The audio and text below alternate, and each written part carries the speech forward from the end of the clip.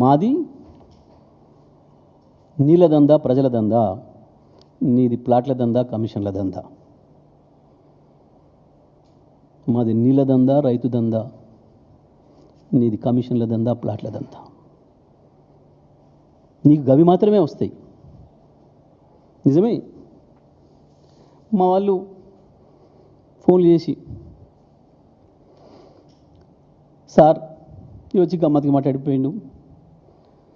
అప్పుడు ఎందుకంటే మన ఊర్లల్లో వీధి భాగవతాలు చెప్పేటప్పుడు రామాయణాలు, మహాభారతాలు మా ప్రాంతంలో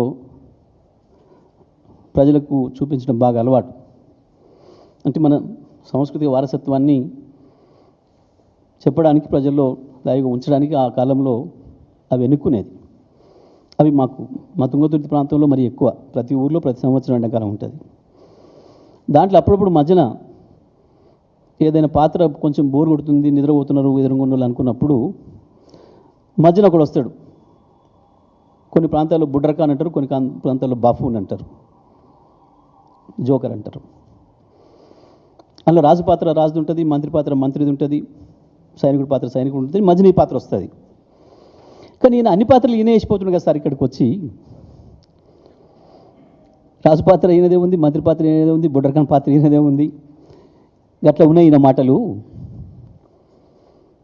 అని చెప్తున్నారు నాకు ఫోన్లు చేసి ప్రజలు అక్కడి నుంచి.